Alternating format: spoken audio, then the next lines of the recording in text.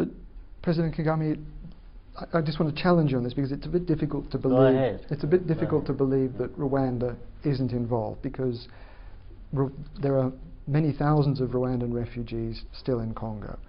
That the CNDP, or that you had your own troops inside Rwanda for some years after the genocide. The CNDP includes many officers that served in the RPF, your own forces under you, who are now involved in this rebellion. There are many Rwandophone people living there, culturally, ethnically, linguistically, socially, geographically. That region is closer to Kigali than it is to Kinshasa. Well, I can see then where you are starting from, and where those who make those reports are starting from. They are exactly starting from what you said and make a conclusion as if that is the fact of Rwanda's involvement. But let me again correct you. It's not those fighters of CNDP only that had association with Rwanda or Rwandan military. Even those in the government today were part of that. Precisely. Right from the top.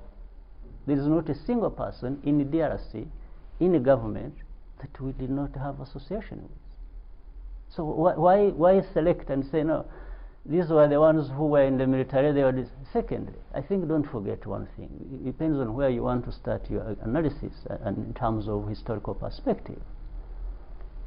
Rwanda is not responsible for the present situation, nor is it responsible for the whole history that has Rwandophones in the DRC. It's as if you are saying for Rwandophones to be in DRC, it is actually Rwanda's problem, or it caused that problem. You even imply that in what you are saying, because how do we continue bearing this responsibility of Rwandophones in the DRC, or whatever they do wrong, or whatever they don't do, or how can it keep coming to us? I'm not suggesting that Rwanda is responsible. What I'm challenging you on is the idea that Rwanda is not involved.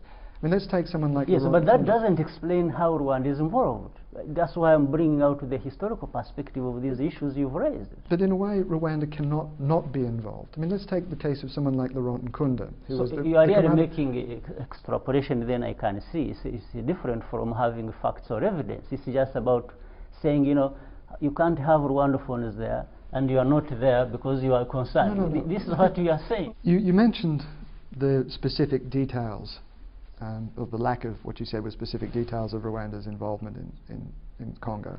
You see, there is no evidence, there are no facts, because it is not happening. Even what is being said in the report you talked about, by the way. Well, the monitoring group report says that they interviewed nearly over 80 deserters of FARDC, that's Congolese army mutinies, and Congolese armed groups, including from M23. They said they interviewed 31 Rwandan nationals who were involved with M23. They said the group has photographed weapons and military equipment found in arms caches on the battlefield. Have you seen those photographs? And obtained official documents. Have you seen documents. Those photographs? Yes, I have. Those photographs? No, I think well, you are not being open. Well, the photographs are in the report. You are not being honest in fact. But President Kagame, the photographs are in the report. No. The report says... Maybe anyway, let me tell you this.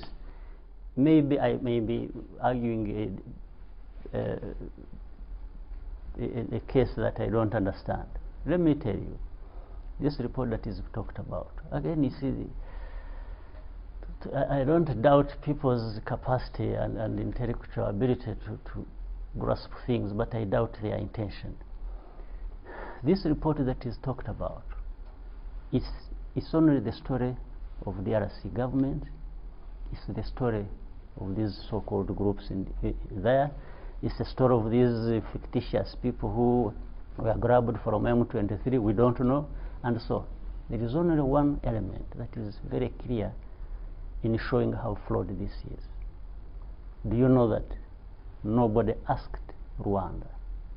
Nobody told Rwanda anything. We don't know about the report. This is absurd. This is absolutely ridiculous. Nobody has raised any of these issues with us. The report was written behind our backs. It is as if it was written in secret, and we are being accused, but the other parties that are involved are aware of it, and they are the source of these accusations. But the report contains No, very no. specific Do detail. you get this point? I know, I understand that. I understand. Yes. Why would it come to this? What the Why report- would it come to this point? I don't know. I mean, You should seem to know, have- because you are have an idea. interested in these questions being asked and answers being found.